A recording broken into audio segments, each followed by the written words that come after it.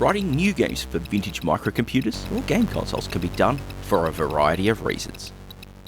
As we've seen recently with projects like Alasoft's Galaga, it might be to try and create a new take on a classic game which never made it to one's favourite system. Perhaps it might just be for a budding coder to rekindle their lost love of creating games. Sometimes though, it's about the curiosity to push a piece of hardware to the limits and beyond in order to see just what a vintage machine can really do. Which for me has got to be the reason that Final Assault exists. Developed by Scene Group GMG, Final Assault is a first-person shooter developed for the Atari 8-bit computer family. Unlike many recent productions for the machine, it's one which doesn't need fancy hardware upgrades, making it accessible to more users than other such projects. But we'll come back to that. It's the year 2099. Humanity is engaged in a brutal struggle against an AI force, and things are dangerously grim. There's one final shot for humanity though, in the form of Operation Final Assault. The objective, to locate the key, a decryption chip which would allow access to the central core of the AI system behind the enemy forces. The location, an old research facility near Munich. As you might have expected, the operation didn't quite go to plan, leaving you as the sole survivor of the task force. And so, you must reach the facility, work your way to where the key is, and get out with it. I really love the introductory briefing the game has, featuring an overview of what weapons you'll be taking in, plus the enemies and items you're going to encounter on site. What really adds to the atmosphere is the mission log, which leads up to the operation, showing the desperation of things as it all comes to plan. The music playing in the background really builds the atmosphere up as well, as it's a grim mission and the piece sets the tone well. Once you move on to the game itself, if you're like me, the first sight of the main graphics will put you in your place with just how amazing the technology behind Final Assault is. Sure, first-person games have been tried on 8-bit micros before, from the earliest dungeon-crawling role-playing games to many, many demos which featured them during the 1990s. It's just I find we've not seen many actual games with such smooth movement before. The developers claim that it's running at 25 to 30 frames per second. That is depending on whether you're running a PAL or NTSC machine, and I certainly believe them that it's doing it. It takes excellent advantage of the lower resolution modes offered by the Atari hardware, and although the choice to use a single colour with multiple luminance levels may make things seem unclear at first, it's not long until you could really click with what is seen on screen. I certainly found it okay after a bit of playtime, and that's having my Atari hooked up to a medium-sized modern computer monitor. But for those with an era-appropriate CRT, I'm sure the visuals will be helped out there as well. The facility is built up of 16 sectors, and each sector has its own purpose. Now, that might make it seem like it's a relatively tiny game world, but each of the individual sectors is actually a decent enough size to make exploring and mapping them well worth your time. Each can be treated as its own space though, especially as enemies can't cross between rooms. So the best way to make progress I found was to tackle each sector in a systematic manner, clearing it out in full before moving on to the next. Assisting you with this is the game's map screen, activated by holding down the spacebar. This shows a representation of the overall facility map with the rooms you've visited so far. One neat technical aspect to this is what is mapped is based around where you've been looking. So if you happen to see part of a sector not marked, it's probably because you've not physically looked at it. Dealing with the enemy forces is an interesting prospect. They primarily move about the map on pre-programmed patrol routes, and while you think that should be the prime opportunity to go in guns blazing when you spot one, trust me, you can't. Which leads you to the game's weak spot, at least for me. its line of sight handling. Due to how the AI is processed, it's possible for situations to happen where they could blast you through the walls. It can be a pain when it happens because you'll take quite a bit of damage as you spin about trying to get a visual on the new threat. Mitigating that is really about approaching things tactically. In particular, you'll be wanting to focus on listening to when the enemies power up. As once you hear that sequence a few times, you'll know you're within their attack range.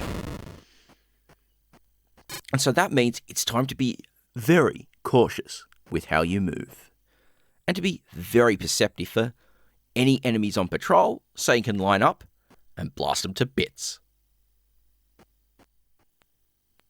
And speaking of that, it's time to talk about the delightful displays of destructive devices you get to use on your final assault. As mentioned earlier, you have all of these from the outset, and that's something I really appreciate for just giving you plenty of options on how you'll take the enemies on. The pistol is the one you save for emergency purposes because of its slow firing rate and low damage potential. But if you're eyeing off a drone in the distance, which isn't really doing anything, then it can be more convenient to use in order to save ammo for your more capable weapons. Next is the pulse rifle, which for me is the most convenient of the lot. It has a rapid firing rate, carries a lot of ammo, and can do plenty of damage. It's the type of gun which is really what you need to get the job done. The shotgun is what you call upon when you're dealing with close-range combat. With this as its focus, it's great for just delivering damage quickly in those scenarios. When you need to seriously, and I mean seriously, dish out the damage, or even knock a hole in a wall, then the rocket launcher is going to be your best friend. Perhaps I shouldn't have left that as a throwaway line. But just think about it for a moment. Final Assault, a first-person shooter for an 8-bit home computer, has destructible walls. Doesn't that sound glorious? Back to the rocket launcher though, and it does have one big limitation. It's incredibly slow reload time, which blocks you from changing weapons. This just adds to the challenge, as sometimes you're just going to have to beat a hasty retreat when you blow up a wall and it reveals something very terrible, ready to take you down. The final piece of your arsenal is the BFG. Firing slow-powered bolts? Check.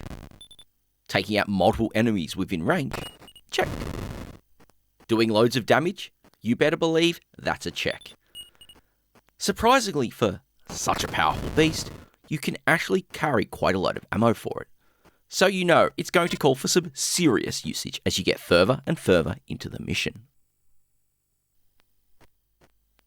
So it's certainly a great assortment of weapons on offer, even though the facility isn't populated by massive numbers of enemies hunting you down at any given time. But I find this a bit of a strength, as it helps the atmosphere feel far more tense and haunting, because you mostly experience silence until you hear the activation bleeps of an enemy go off, knowing you're in danger.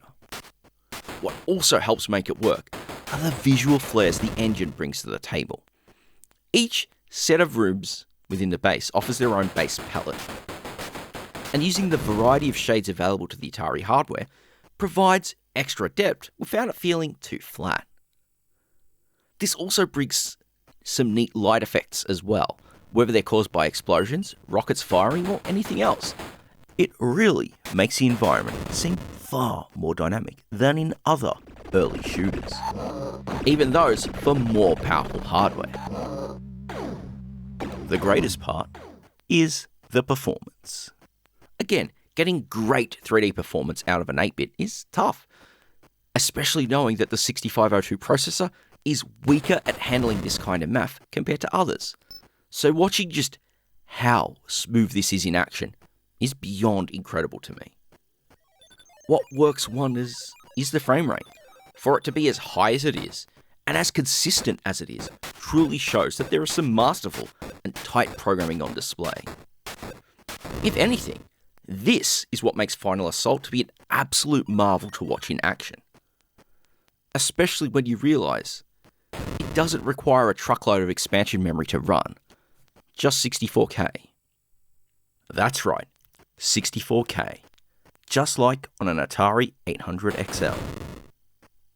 Even better is that the game is packed as a simple single-load executable, so there's little faffing about needed to get this one up and running. Just downloading a single file to your preferred storage device, and boom, you're all set to take on Operation Final Assault. There have been many games over the years created by demo coders which have pushed the technology to the max, but haven't really followed suit with the gameplay. Final Assault, I'm glad to say, is not one of these. You may want it to offer more action, but I find the slower pace to be a far more tense experience. Not quite relaxing, but yet it offers a distinct challenge amongst many other games released for vintage systems in this modern day.